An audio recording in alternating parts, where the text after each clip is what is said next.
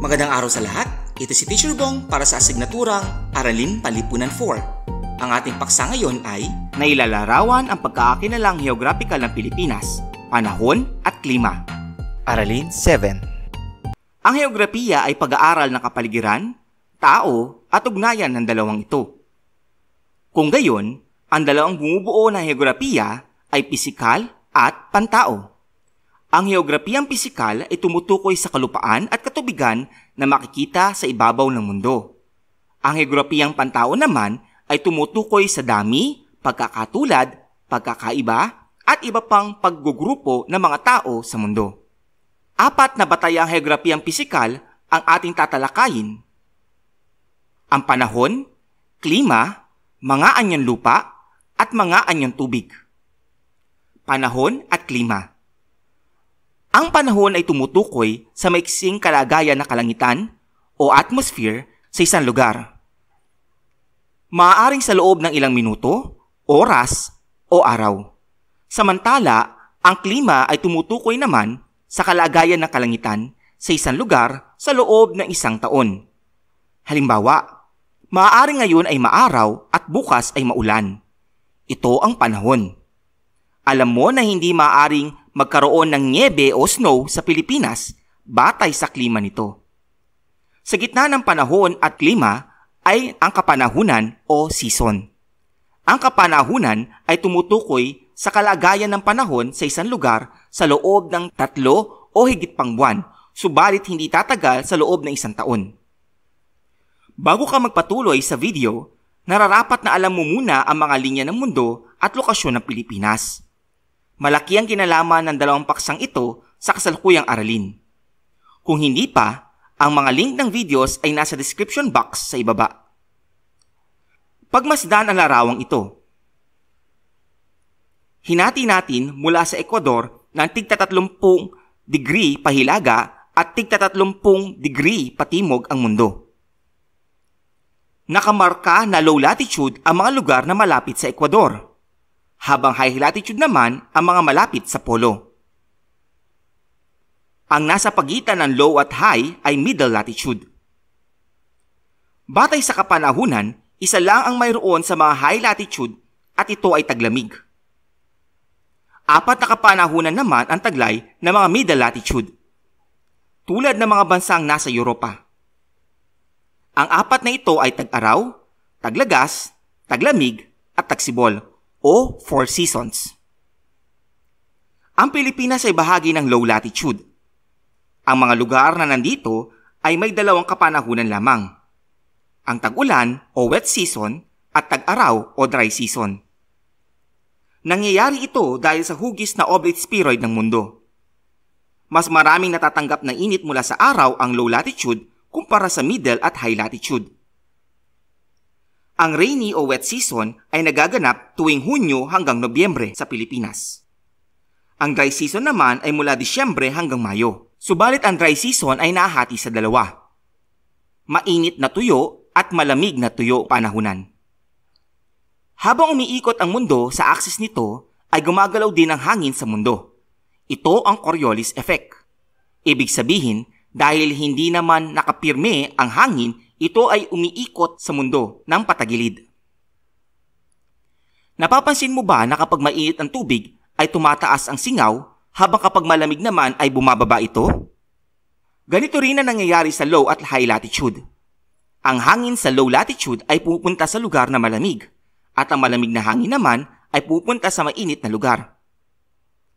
Ang malamig na hangin sa Siberia ay bumababa sa Pilipinas tuwing buwan ng Disyembre hanggang Pebrero, sanhi upang maging malamig kahit tuyo o walang ulan ang kapanahunang ito.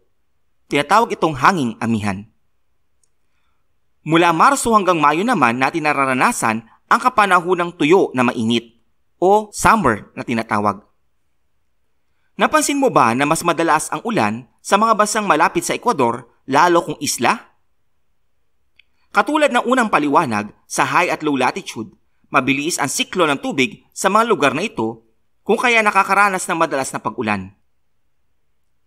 Sa silangan ng Pilipinas ay ang karagatang Pasipiko. Dito madalas nabubuo ang mga bagyo na nagdadala ng ulan na nakararagdag sa pagbabago ng ating panahon. Nabubuo ang mga bagyong ito sa Karagatang Pasipiko dahil walang mga anyong lupa na bumabangga sa mga nabubuong pag-ikot na mga hangin dito.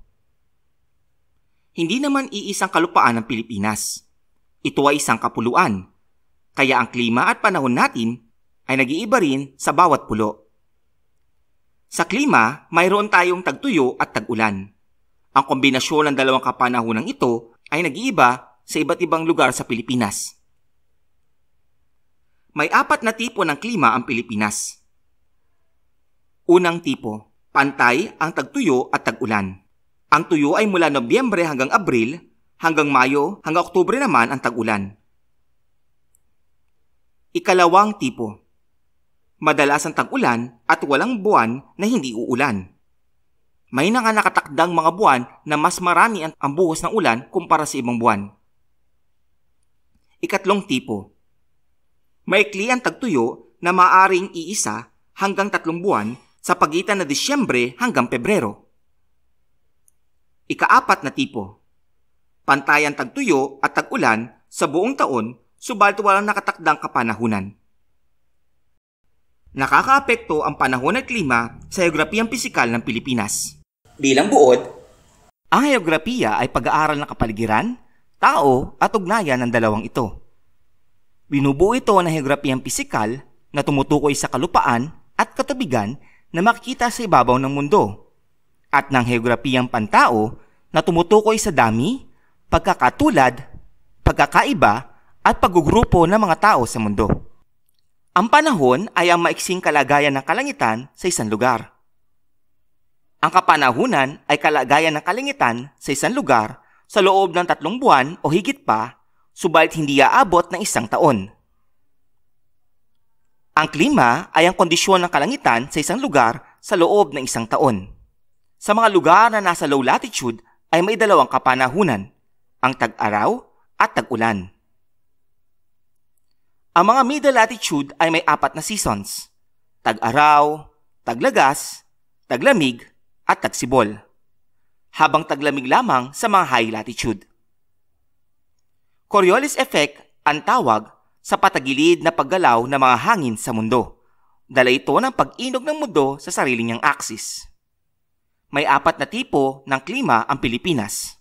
Unang tipo, pantay ang tagtuyo at tag-ulan. Ang tuyo ay mula Nobyembre hanggang Abril, hanggang Mayo hanggang Oktubre naman ang tag-ulan.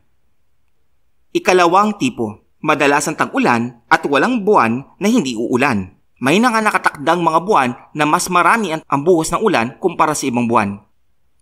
Ikatlong tipo, maikli ang tagtuyo na maaaring iisa hanggang 3 buwan sa pagitan na Disyembre hanggang Pebrero. Ika-4 na tipo, pantay ang tagtuyo at tag-ulan sa buong taon subalit walang nakatakdang kapanahunan. Tropikal ang Pilipinas dahil napapalibutan ito ng katubigan at nasa low latitude. Sa susunod na aralin ay tatalakayin natin ang heograpiyang pisikal ng mga anyong lupa. Pakiclick ang like, subscribe at notify icons para manatiling updated sa ating mga bagong aralin. Maraming salamat sa iyong pakikinig. Ako si Teacher Bong na nagsasabing, learning is fun and for everyone. Hanggang sa muli!